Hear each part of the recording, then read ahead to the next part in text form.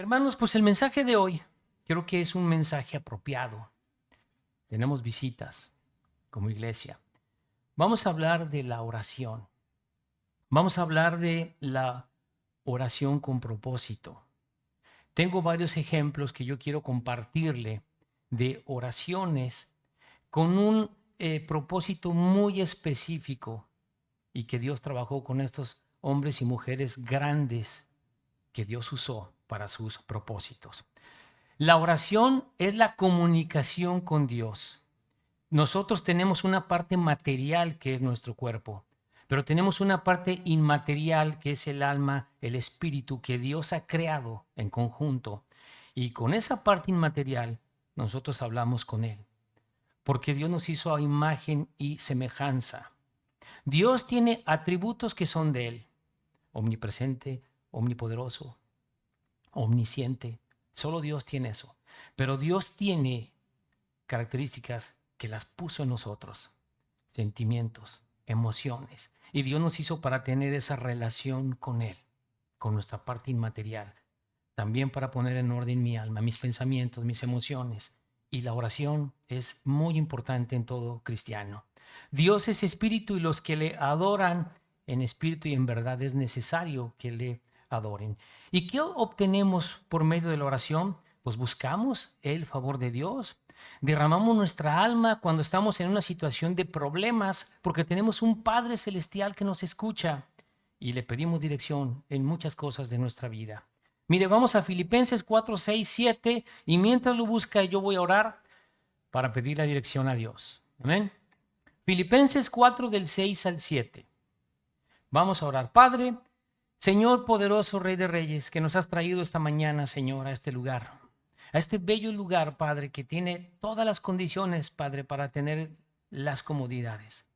Estamos cómodos en este lugar sentados con aire acondicionado, Padre. Y Señor, con un propósito que es alabarte, Señor. Ya hemos alabado con estas preciosas alabanzas hacia ti, Señor. ¿Qué es lo que te podemos dar? Alabar, santificar tu nombre, tu poderoso nombre, que es sobre todas las cosas. Y Padre, ahora es el momento del alimento espiritual. ¿Qué tienes en tu palabra para nosotros? Te pido que me guíes, Padre, en todas las cosas que me has mostrado en este tema que es tan importante para tener una comunión contigo.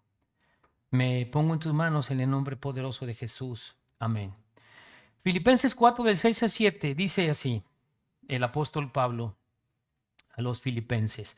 Filipenses, hermanos, pues fue una carta que se escribe más o menos en el año 60 después de Cristo, cuando está en prisión el apóstol Pablo y habla de cómo vivir las experiencias cristianas.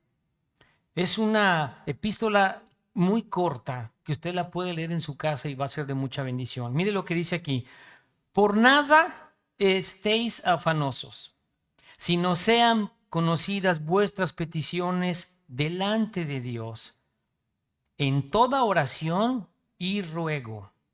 Esta palabra ruego, entiéndalo como clamarle, con acción de gracias. Aquí hay algo importante que debo entender. No debo estar afanoso. No debo de estar preocupado, me está diciendo Pablo. Ora por todo. Ora por todo. No estés afanoso, ora por todo. Pero algo muy importante que dice aquí al final de este versículo: con acción de gracias. No podemos pelear con Dios. Dios es soberano y las cosas que yo estoy viviendo, la situación que sea, yo debo darle gracias a Dios porque es su voluntad que es agradable y perfecta. Y dice en el versículo 7, y la paz de Dios, el resultado del versículo 6 es el 7, y la paz de Dios que sobrepasa todo entendimiento, guardará vuestros corazones y vuestros pensamientos en Cristo Jesús. Hay algo que Dios me promete por medio de la oración. No sé si va a darme las cosas que yo le estoy pidiendo, las que yo quiero. No lo sé. Está en su voluntad. Pero hay algo que sí me garantiza Dios: una paz que sobrepasa todo entendimiento. Y va a guardar mi corazón, mis pensamientos en Cristo Jesús. Eso es algo que yo voy a obtener en una oración. Cuando yo estoy hablando con el Señor con todo mi corazón. Entonces la recomendación de Pablo en estos dos versículos es, mira, no estés afanoso. Ponle a Dios tu situación, tu carga. Él está cerca, te va a escuchar. Que tus problemas, que tus peticiones sean conocidas. Él las conoce, pero ponlas delante de Dios en oración, con ruego, con clamándole a Él, agradeciéndole. Esa es una buena oración. No puedo yo estar orando y pidiéndole a Dios cosas, reclamándole, es que Dios no me escucha. No, sí te escucha. No, no me escucha. Sí te escucha, pero quizás hay cosas que tú debes corregir en tu vida y por eso Dios no está trabajando contigo. Muy bien, vamos a ver dos ejemplos de oraciones, hermanos, que fueron muy poderosas. Y voy a llevarlo, por favor, a Isaías 38, Isaías 38, del 1 al 5. Isaías 38, de Ezequías, que gobernó del 726 al 697 antes de Cristo. Ezequías fue un hombre que Dios usó grandemente, hermanos. Lo libró de los asirios. Bueno, es un hombre que usted puede leer su historia de él y es en realidad un gran ejemplo en las Escrituras. Pero mire cómo Dios hace las cosas. Mire lo que hizo Dios con él. ¿Estamos en el 38? Mire, vamos a leer del 1 al 5 y por favor observe lo que está escrito. En aquellos días, Ezequías enfermó de muerte y vino a él el profeta Isaías, hijo de Amós, y le dijo, Jehová dice así, ordena tu casa, porque morirás y no vivirás. Esta palabra en aquellos días está hablando de algo que sucedió antes. Este capítulo 37, este capítulo no es cronológico al capítulo anterior, porque en el versículo 6 se le promete la liberación de los asirios, y eso ya había pasado en el capítulo anterior.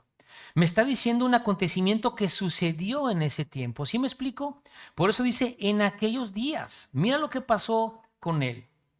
Ezequías se enfermó de muerte y vino a él el profeta Isaías, hijo de Amós, y le dijo, Jehová dice así, le habló por el profeta Isaías, ordena tu casa porque morirás y no vivirás. Entonces volvió Ezequías su rostro a la pared e hizo oración a Jehová.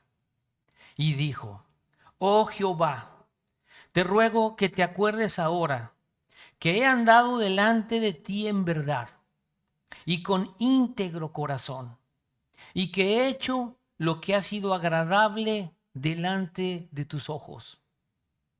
Mire lo que le dice Ezequías a Dios. Y lloró Ezequías con gran lloro. Hermanos, a veces Dios hace cosas con hombres de Dios que uno dice, ¿por qué? Tenemos el testimonio de hombres de Dios que Dios les puso una carga, les quitó la vida y uno dice, ¿por qué? Dios está en control y Él sabe por qué. Entonces aquí mire nuevamente, te ruego, le está diciendo Ezequías, que te acuerdes ahora que han dado delante de ti en verdad y con íntegro corazón, y que he hecho lo que ha sido agradable delante de tus ojos. Y lloró Ezequías con gran lloro. Aquí hay algo que debemos entender. ¿Acaso Ezequías le reclamó, le dijo, Señor, estoy trabajando para ti? ¿Por qué me mandas un profeta que me va a quitar la vida ya? O sea, tú ya decidiste quitármela. En nuestra propia carne hubiéramos reaccionado así. ¿Por qué, Dios? Yo te estoy sirviendo. Hay otros incrédulos. ¿Por qué? Ezequías volvió su rostro a la pared, concentrado en una oración muy privada. Pero observe aquí algo, no le reclamó a Dios. Más bien Ezequías apeló a su evidente amor por la justicia de Dios. No le dijo, no me has recompensado lo que he hecho. Le pide algo, hermanos, que le permita trabajar para él. En su voluntad Dios dijo, vas a morir.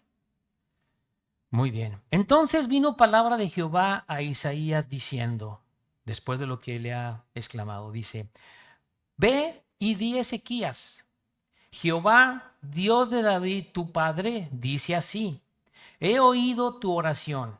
Mire lo que dice Dios. He oído tu oración y visto tus lágrimas.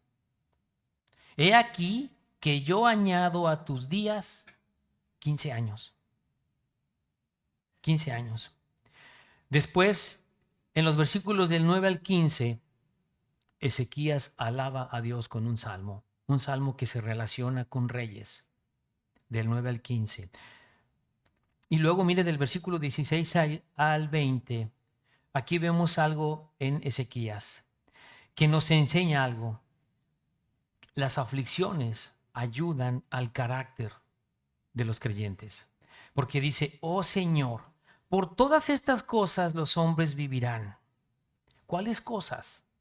Entendemos el contexto de lo que está sucediendo en su vida. Y en todas ellas está la vida de mi espíritu, pues tú me restablecerás y harás que viva. He aquí, amargura grande me sobrevino en la paz, mas a ti agradó librar mi vida del hoyo de corrupción, porque echaste tras tus espadas todos mis pecados. Porque el Seol no te exaltará ni te alabará la muerte, ni los que descienden al sepulcro esperan tu verdad. El que vive, éste te dará alabanza como yo hoy. El Padre hará notoria tu verdad a los hijos. ¿Qué le está diciendo Ezequías? Mira, esas experiencias para los hijos, para compartirlas de tu amor, de tu misericordia. ¿Qué humillación de Ezequías de hablar así con Dios? Cuando le dijo, te voy a quitar la vida. Y hermanos, pues las cosas cambiaron. Las cosas cambiaron y podemos ver algo. Dios trabaja con nosotros y Él permitió esta aflicción, esta llamada de atención en Ezequías con un propósito. Le puso un miedo, le puso un dolor. Qué importante es la oración. Estamos hablando de la oración. Hermanos, una enfermedad, una situación que puede cambiarnos la vida de un día a otro, la vamos a pasar mejor cuando tenemos una comunión con el Señor. Ahora, ¿Dios hace milagros? Sí, Dios hace milagros por medio de la oración. Yo puedo dar testimonio y lo he compartido con algunos de ustedes. No voy a hablar de mí en este caso porque me voy a extender. Pero Dios hizo un milagro en nuestra familia, que lo hizo Dios de una manera que yo entendí es una respuesta a mi súplica y a mi ruego. Y son experiencias que tenemos con Dios que nos ayudan a crecer en nuestra fe, a confiar. Cuando estemos en otros problemas, ya sé cómo hablar con Él. En nuestra vida cristiana debemos de estar conscientes, hermanos, que la vida es como una neblina. Como dice Santiago ahí en 4:14, ¿verdad? No sabemos lo que hay mañana. Que nuestra vida, ¿qué es? Es una neblina que dura un poco de tiempo y luego se desvanece. Necesitamos estar en una comunión con Dios en oración. Tenemos el ejemplo que nos dejó Jesucristo, que oraba desde madrugada. Nos dejó Jesucristo la oración como una doctrina espiritual. Es algo que necesitamos como creyentes, hablar con Él, llevar nuestras peticiones, nuestras cargas, lo que sea. Y eso también, cuando yo tengo una vida de oración constante con el Señor, me va a ayudar a corregir cosas en mi vida. Porque quiero preguntarte algo, ¿cómo está nuestra vida con Él? Una persona que está en el mundo, que no tiene esa comunión con Dios día a día, no ora, no ora. Una persona que cae en pecado y quiere seguir en pecado, no va a orar. ¿Por qué? No quiere confrontar su pecado con Dios. Mejor le da la vuelta. Como lo hemos platicado, mejor no voy. Ahorita estoy disfrutando un pecado, no voy a ser hipócrita. Mejor no voy. Cuidado, ¿verdad? Hemos platicado de eso. En nuestra oración, hermanos, no vamos a tener una respuesta de una voz audible de Dios, menos que un profeta llegue y nos diga. Hay que tener cuidado con eso, eso es otro mensaje. Pero tenemos el Espíritu Santo que mora en nosotros, que nos muestra que su gracia es suficiente. Y lo que me promete Dios en la oración es que voy a tener paz. Dios se va a encargar de darme la paz, aunque sea un mundo de problemas que hay encima de mí que no sé ni cómo resolver. Dios me va a dar la paz. Él va a hacer las cosas. Ahora piense en algo. ¿Y si no hubiera orado Ezequías? No dice la Biblia qué, ¿verdad? ¿Qué hubiera pasado? ¿Qué oportunidades podemos perder por no orar, por no llevar nuestra súplica a Dios? Cualquier situación de aflicción, de dolor, al piso, hermano. Necesitamos tener un lugar en nuestra casa donde tengamos un punto donde me voy a postrar a Dios y soltar todo lo que hay en mi vida que yo necesito que me ayude. Dios puso las cosas de esta forma en este hombre con un propósito. Le prometió sanarle y además Ezequías vio la prosperidad de Jerusalén los días de su vida. Y más milagros que hizo Dios ahí, que usted puede seguir leyendo, que ya no nos da tiempo. Dios permitió esto y Dios en su omnisciencia sabe cómo va a reaccionar Ezequías. Es la conclusión. Dios sabe todo. Y Dios sabía que decirle eso a Ezequías, en su corazón iba a estar el anhelo de quererle servir más. Nos sirve de un ejemplo, ¿verdad? Vamos a otra oración, tenemos el tiempo, vamos a Primera de Samuel en el capítulo 1, porque esta historia, hermanos, a mí se me hace un nudo en la garganta cuando la leo. Capítulo 1. Mire, voy a leer y me voy a detener donde es importante y donde yo le quiero transmitir este mensaje. Vamos a hablar de la madre de Samuel, una mujer que se llama Ana aquí en las Escrituras, que también va a ver usted que es una oración con propósito. ¿Estamos? Mire, váyame siguiendo en esta lectura en el versículo 1, Primera de Samuel. Hubo un varón de Ramataim, de Sofim, del monte de Efraín, que se llamaba Elcaná, hijo de Jeroam, hijo de Eliú, hijo de Tu, hijo de Suf, Efratio. Y tenía él dos mujeres. El nombre de una era Ana y el de la otra Penina. Penina tenía hijos, mas Ana no los tenía. Hermanos, la poligamia se toleraba, pero no es algo que Dios apruebe. Se toleraba en ese tiempo desde los tiempos de Moisés, pero vemos que eso trajo problemas. Lo vemos con Abraham, lo vemos con Jacob, y no se diga Salomón. Dios se enojó con Salomón porque dice la palabra que tuvo 1000 mujeres. Y eso, cuando somos débiles en la fe, cuando nos gusta buscarle algunas cosas a la escritura para justificar el pecado, bueno, Salomón tuvo 1000, hombre. Yo una por ahí, no me entiende mi mujer, tengo problemas. Hermano, trae consecuencias. Y las cosas están escritas por algo. ¿Qué pasó con Salomón? Se perdió el reino completo. Recuerde que Israel era unida 40 años con Saúl, 40 años con David y 40 años con Salomón, y ahí tronó. Se dividió en el sur y en el norte. Las 12 tribus quedaron distribuidas. Nada fue igual. El pecado tiene consecuencias. Pero lo explico aquí porque esta, ¿verdad? Tenía dos mujeres. La religión musulmana, los mormones, toman esta parte de las escrituras para justificar, ¿qué? La inmoralidad. Algo que le ofrecen al musulmán es: Dios te va a dar 7 mujeres en la otra vida si te pones unos explosivos y vas y matas gente. ¿Suena interesante? Eso pasa, hermanos. Búsquelo en internet. Pero no estamos hablando de esto, es otro tema. Dice: y todos los años aquel varón subía de su ciudad para adorar y para ofrecer sacrificios a Jehová de los ejércitos en Silo, donde estaban 2 hijos de Elí, Ofni y Fines, sacerdotes de Jehová.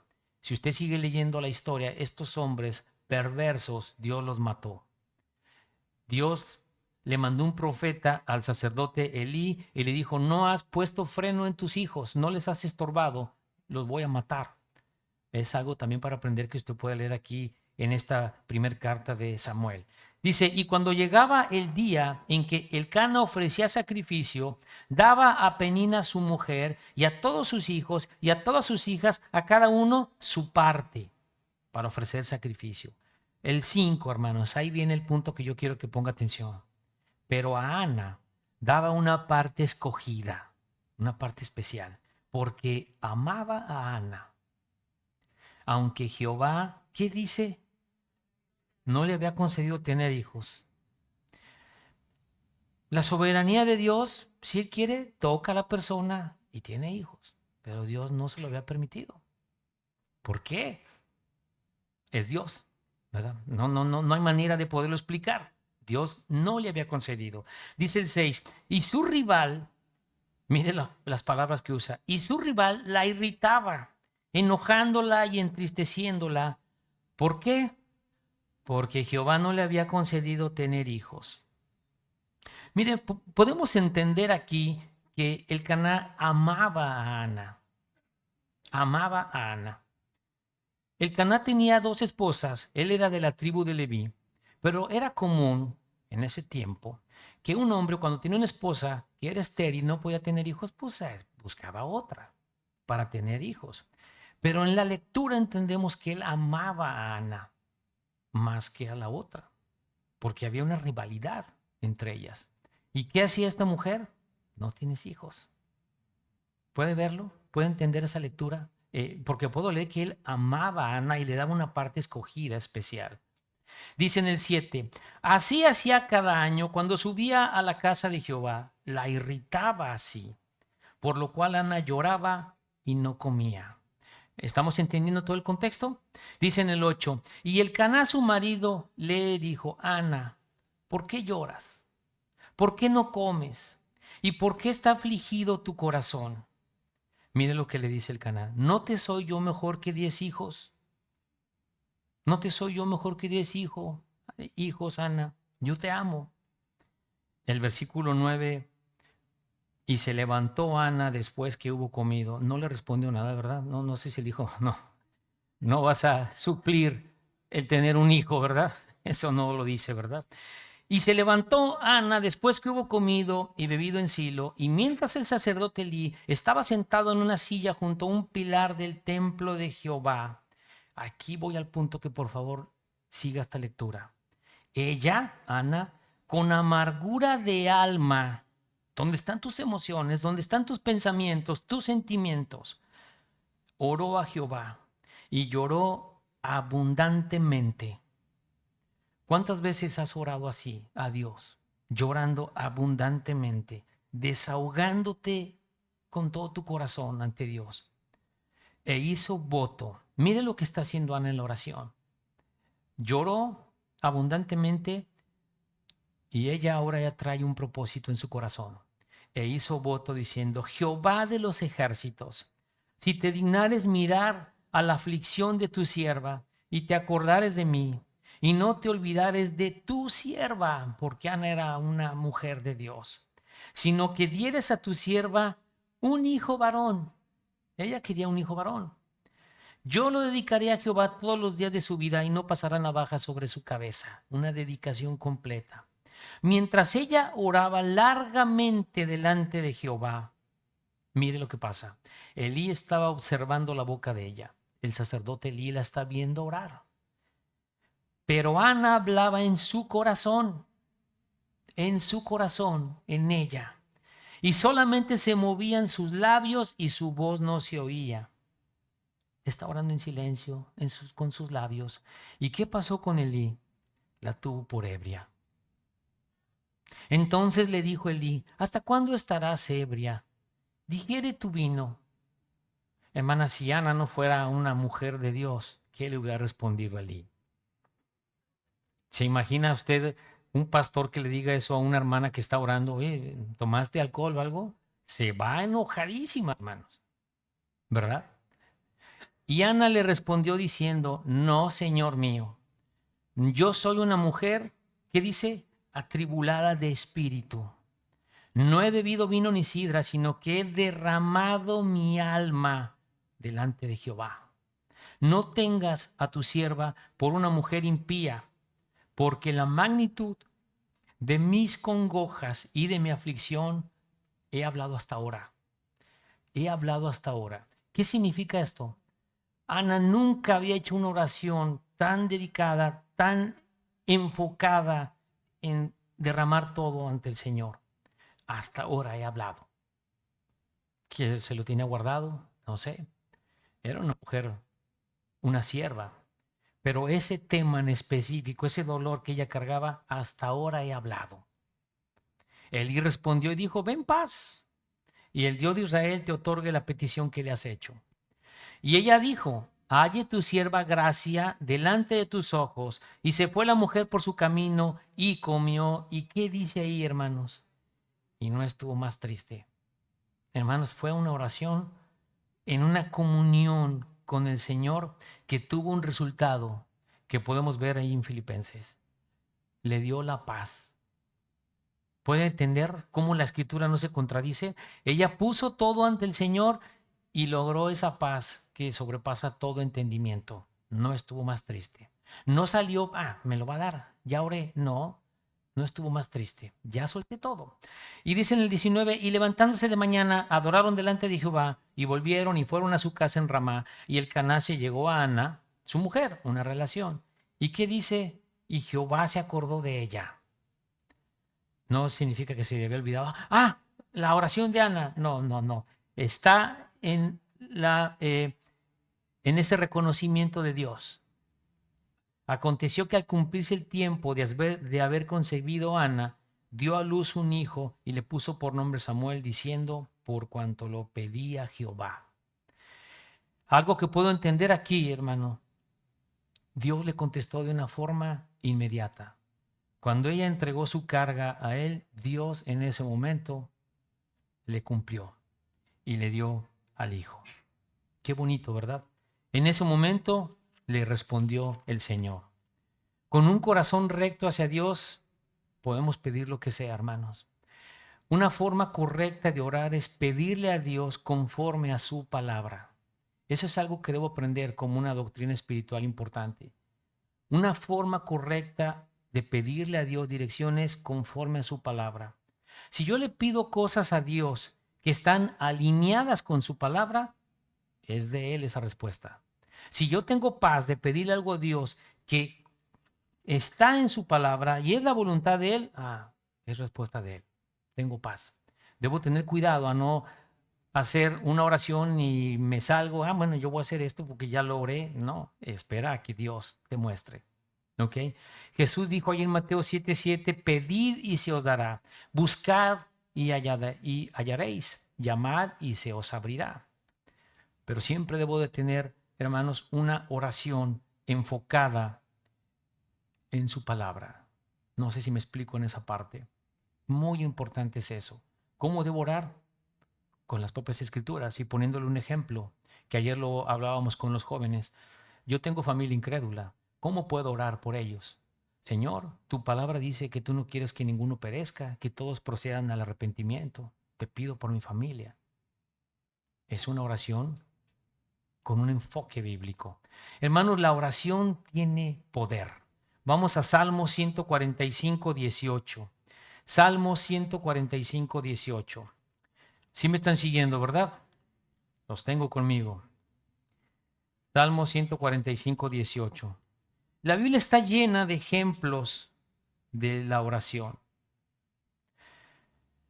Dice la palabra, cercano está Jehová a todos los que le invocan, a todos los que le invocan de veras. Cuando realmente buscamos a Dios de todo corazón. Hermanos, nosotros nos salvamos por una oración. Eso fue mi salvación. Cuando yo invoqué al Señor para pedirle perdón por mis pecados, para creer que es Dios que vino a la tierra en una forma humana y murió en la cruz y derramó su sangre y pagó mi cuenta que yo no puedo pagar. El tener acceso a esa gracia de Dios fue una oración de por medio. Dios quiere la relación y la primera oración que escucha Dios es la del arrepentimiento. Porque tú puedes decir, yo oro a Dios, yo hablo con Él diario. ¿A cuál Dios? ¿A cuál Dios le hablas? Al Dios de la Biblia, lo primero es la relación con Él, con su Hijo Jesucristo, para que entonces tu oración sea al Dios verdadero de la Biblia. Porque si no, tú tienes un Dios que tú crees. Tú tienes un Dios ¿Qué te imaginas? ¿Un Dios que te agrada? Un Dios que va a ser consecuente con tu vida, que no tienes que cambiar nada, pero ese Dios no es el Dios bíblico. Hemos compartido a muchas personas y le dices de una oración, si en su corazón cree que Cristo es el Señor y le puede perdonar, y le dice, yo hablo con él diario. No, esperen. Primero la relación. Primero nacer de nuevo. Primero voy a derramar todo mi corazón al Señor en agradecimiento porque me ha perdonado. ¿Por qué? Porque yo merecía el castigo y en su amor Él me ha perdonado y la vida la eterna la tengo gratuita. Ese agradecimiento va acompañado de un arrepentimiento de mi vida. Como lo hemos platicado, necesitas un alto en tu vida para convertirte a Cristo con una oración de todo tu corazón. Y por eso aquí encontramos algo muy importante, ¿verdad? Cercano está Jehová a todos los que le invocan, a los que le invocan de veras. Vamos a Jeremías 29, del 11 al 13. Jeremías 29. En el contexto aquí estamos hablando que Jeremías es el profeta que manda a Dios para decirle a su pueblo que van a entrar a una cautividad de 70 años. ¿Por qué? Porque se apartaron de Dios. Mire qué preciosas palabras están aquí. ¿Ya está usted ahí? Porque yo sé los pensamientos que tengo acerca de vosotros, dice Jehová, pensamientos de paz y no de mal, para daros el fin que esperáis. Entonces, está diciendo Dios a su pueblo que se va a ir a una cautividad por desobediencia, por rebeldía, por idolatría. Pero dice Dios, entonces me invocaréis y vendréis y oraréis a mí y yo, ¿qué dice? Os oiré. Y me buscaréis y me hallaréis. ¿Por qué? Porque me buscaréis de todo vuestro corazón. El contexto, como lo entendemos, Dios le está diciendo a su pueblo, mira, te vas a ir a cautividad en una disciplina, pero yo sé los pensamientos que tengo contigo y vas a clamar a mí, me vas a buscar con todo tu corazón y yo voy a estar ahí. Eso es lo que me está diciendo este mensaje y en mi vida espiritual, en esta vida cristiana, yo debo entender que si me aparto de Dios, yo le puedo buscar, clamarle y Él va a estar ahí para escucharnos. Dios está ahí, hermanos. Dios no nos deja a medias. Dios está dispuesto a ayudarnos y a que nosotros tengamos la respuesta de las oraciones. Eso quiere Dios. Tiene más sentido una oración de un momento, unos segundos que yo hablo con Dios de una situación, que repetir palabrería. Yo puedo aprender a orar sin ser un seguidor de Cristo. Yo puedo escuchar, qué bonito se oye, pues yo lo voy a repetir. Pero realmente en mi relación personal con Dios puedo decir unas cuantas cosas con todo mi corazón. Eso es realmente hablar con el Señor. Vamos a terminar con esta lectura aquí en Mateo 6. Mateo 6, en los versículos, mire, vamos a empezar desde el 7. Y empiezo desde el 7 por el contexto que le estoy comentando. Una oración de mi corazón hacia Él, corta, Dios la escucha. Y no palabrerías que me enseñaron y que las repito. Dice el versículo 7, es Jesús el que habla. Y orando, no uséis vanas repeticiones, como los gentiles, que piensan que por su palabrería serán oídos. ¿Les suena familiar escuchar eso? Cristo dice, no hagas repeticiones. Háblame desde tu corazón, porque esas palabrerías las aprendiste. No os hagáis pues semejantes a ellos, porque vuestro Padre sabe de qué cosas tenéis necesidad antes que vosotros le pidáis. Yo le enseñaba la clase. El mensaje pasado, estábamos hablando del discipulado y una doctrina espiritual importante es la oración. Y en la oración entendemos que nosotros sabemos a quién le hablamos, a nuestro Dios, a nuestro Padre Celestial. Y ninguna persona en una religión sabe a quién le habla realmente, hermanos. Solamente repite cosas, palabrerías que le enseñaron. Tristemente así es. Pero cuando Dios nos quita la venda de los ojos, cuando recibimos a Jesús en nuestro corazón, está claro, está claro. Tengo una relación personal con Él y puedo hablar lo que sea con Dios, con mi Señor. Y no querer aprender algunas cosas ahí que escucho del otro hermano en mi corazón con el Señor. Y dice entonces en estos versículos del 9 al 15 algo importante, hermanos, que está aquí, que a muchos les puede resultar familiar. Es un modelo, es una forma de estructura en la que Dios nos enseña, Cristo nos enseña a orar. Entonces, después que Jesús les dice que no hablen palabrerías, porque Dios sabe de qué cosas tienes necesidad, y también habla de unos hipócritas que están ahí orando en el templo para ser vistos por los demás. Y les dice, tú cuando ores, métete en tu aposento, en lo secreto, y te va a escuchar Dios. Cuando habla todo ese contexto Jesús, ahora viene el versículo 9 y dice cómo orar. Y dice así, vosotros pues oraréis así. Padre nuestro que estás en los cielos, santificado sea tu nombre. Él está hablando con los judíos que entienden que hay un Padre celestial. No tienen ningún problema con eso. Pero algo que les está diciendo importante, santificado sea tu nombre.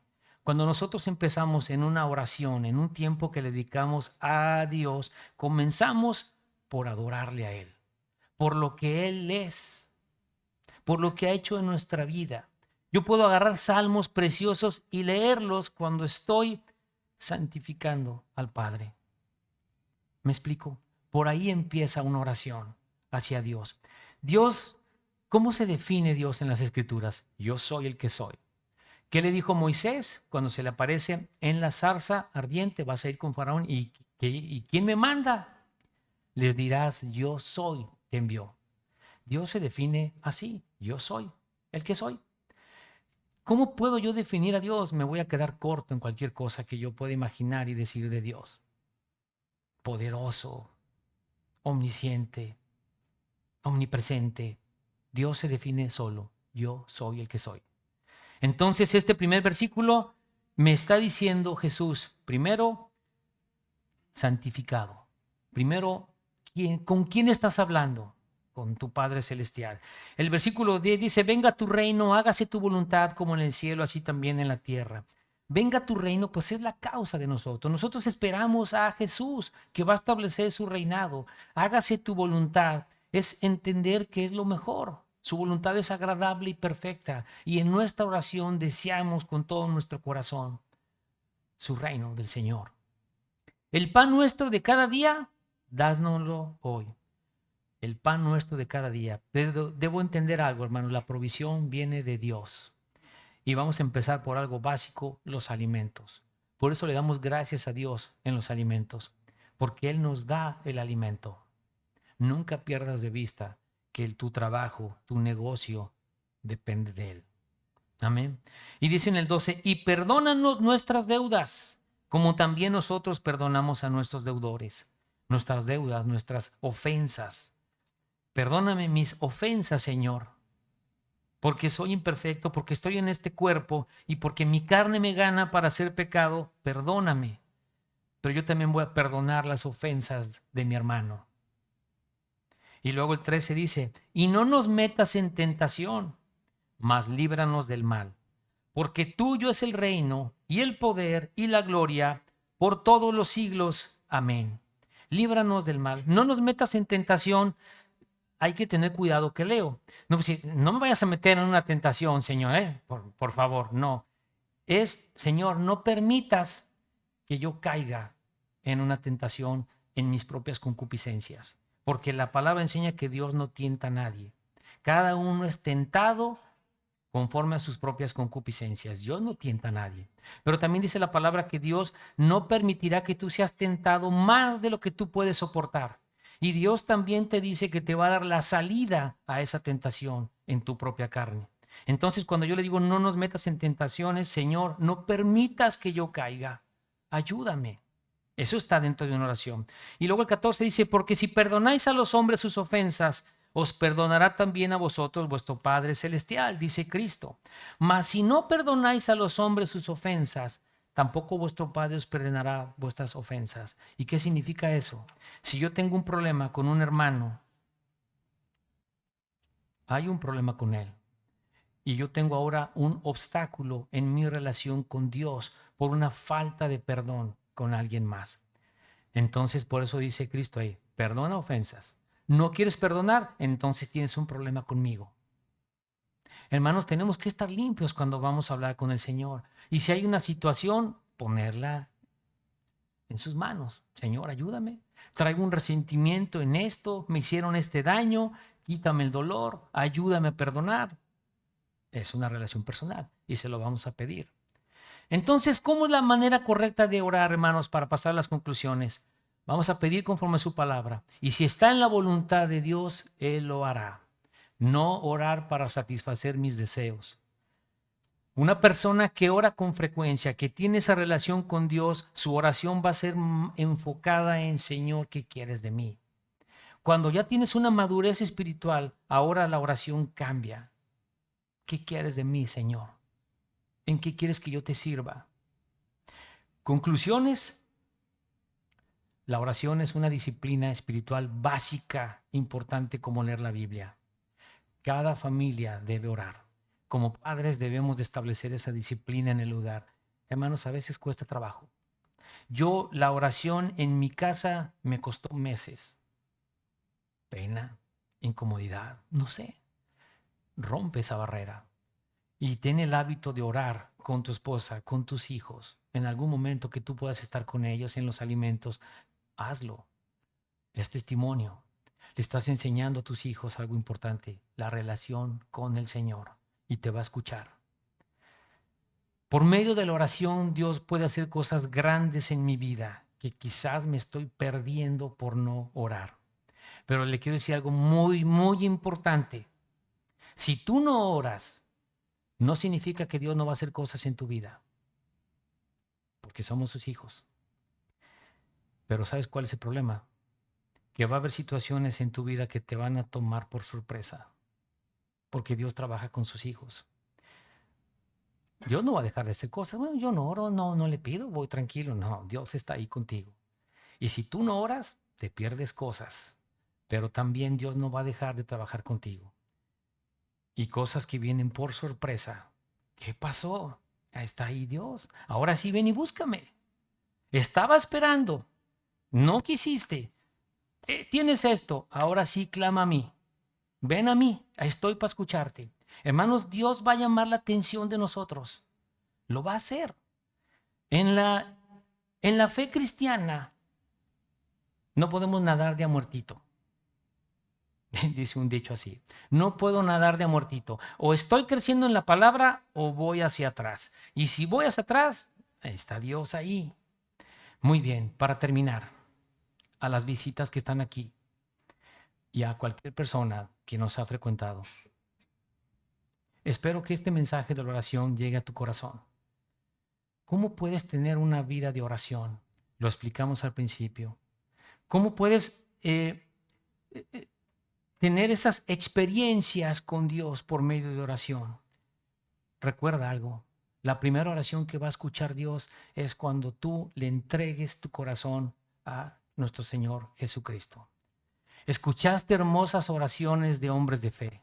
Ezequías, Ana, una relación con el Señor. ¿Y qué cosas hizo con ellos? Todo comienza con una oración. Entregarle tu vida a Cristo es una oración. En ese momento te conviertes en hijo de Dios. En ese momento ya tienes un Padre celestial. Ahí comienza todo, en una oración. Porque si no, como lo explicamos, ¿con quién hablas? ¿Con quién hablas? Quiero terminar rápidamente con este versículo, solamente este más, y terminamos. Primera de Juan 5:20. Primera de Juan 5:20.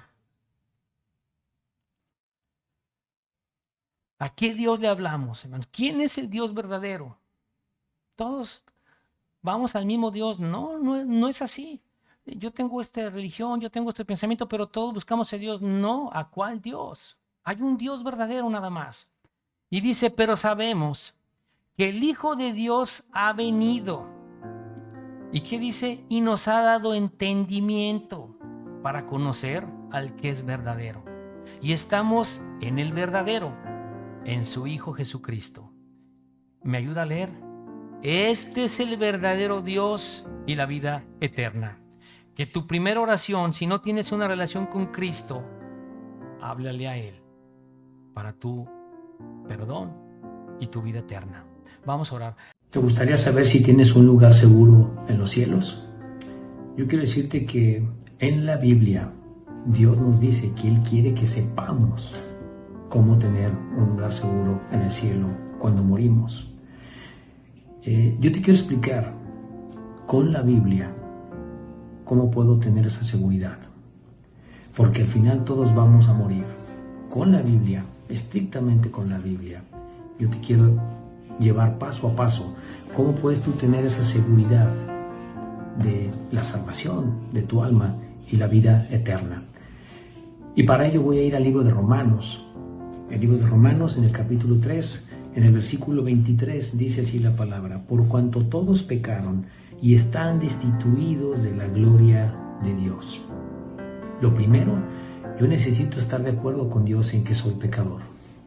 Si yo no estoy de acuerdo con Dios en que soy un pecador, no hay manera que yo me pueda salvar. Necesito reconocerme ante Dios en la situación en la que estoy. Tengo una conciencia. Todos tenemos una conciencia, sabemos lo que es malo, lo que es bueno.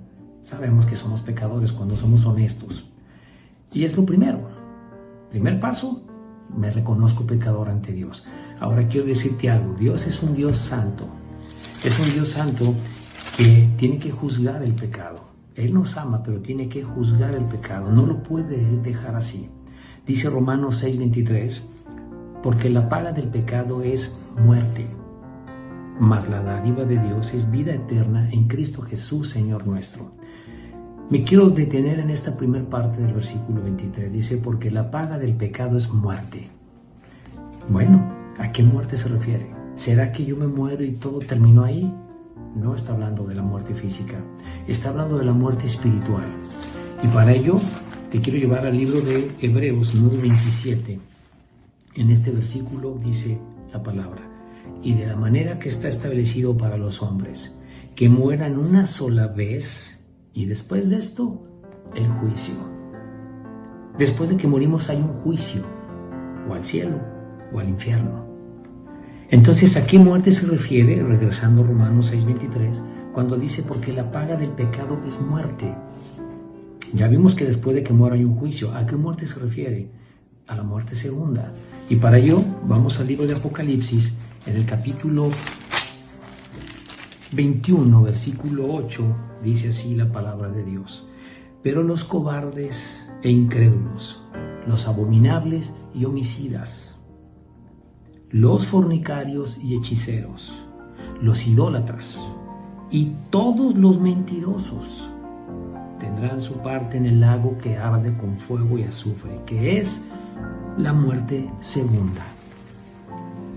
La muerte segunda. Dice todos los mentirosos.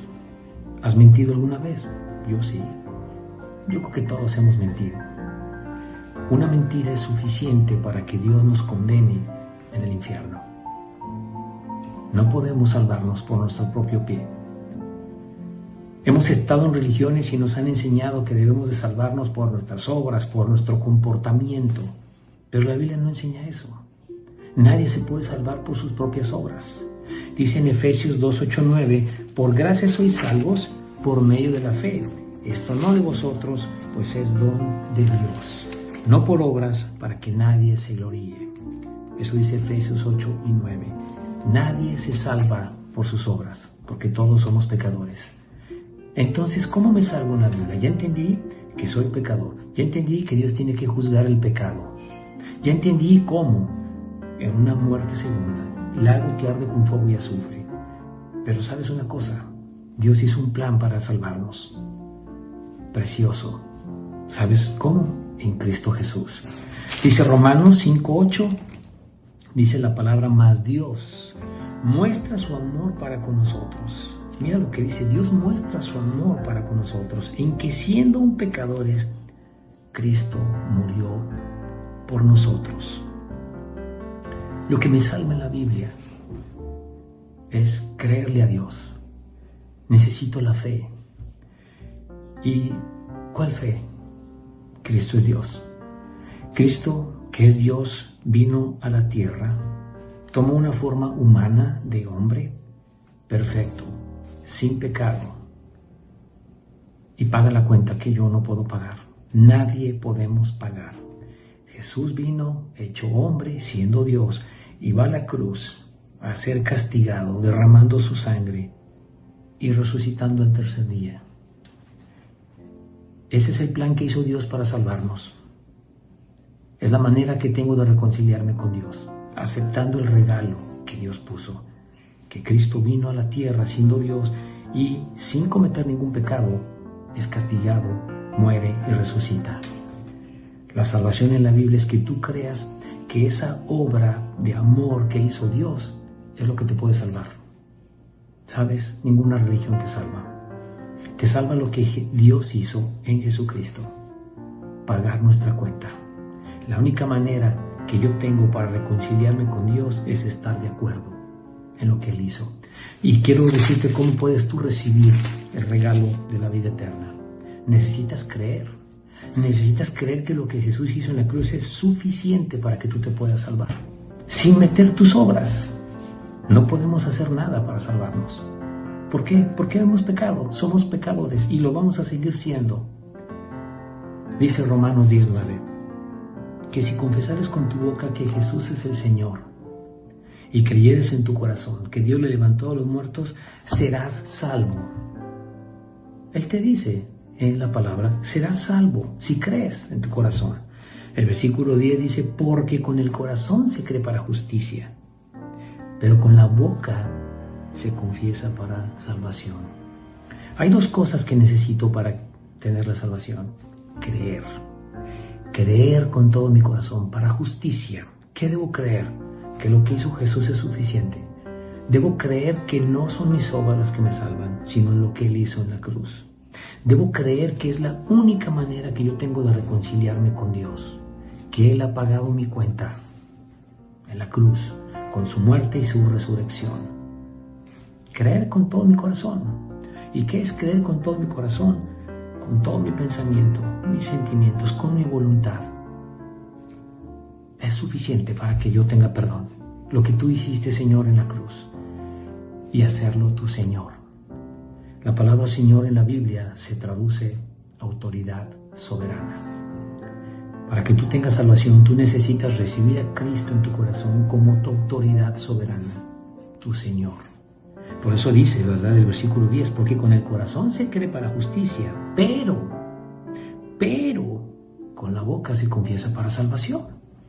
Dice el versículo 13, porque todo aquel que invocar el nombre del Señor será salvo. ¿Cómo me puedo salvar? Tengo que invocar a Cristo. Tengo que estar de acuerdo con Él en que yo soy pecador y necesito su perdón. Necesito reconciliarme con Dios por lo que Él hizo en la cruz. No tengo otra forma de salvarme bíblicamente. Donde tú te encuentres, si tú crees que esto es la verdad, tú le puedes pedir a Cristo que te perdone, que sea tu Señor, en una oración sencilla, donde tú te encuentres. Manejando, te puedes parar a un lado, en tu casa, al lado, en tu cama, en una silla. Tienes que invocarle a Cristo. Yo te puedo guiar en una oración si tú crees esto. Puedes orar así. Jesús, te pido que me perdones. Reconozco que soy un pecador, pero creo que tú me has perdonado con tu obra de amor en la cruz. Te doy gracias por la vida eterna, Jesús. Te acepto en mi corazón como mi Señor y mi Salvador. Amén. Si tú haces esa oración con todo tu corazón, esa es tu salvación. No puedes hacer otra cosa más que aceptar lo que Dios ha hecho para salvarte. Quiero leerte este último versículo aquí en el libro de 1 de Juan 5:12. Dice así la palabra: el que tiene al Hijo tiene la vida. El que no tiene al Hijo de Dios no tiene la vida. Necesito al Hijo para tener la vida. ¿Y cómo? Ya vimos cómo. Invocándole con nuestra boca que nos perdone. Espero de todo corazón que tú ores y le pidas a Cristo que sea tu Señor. Gracias.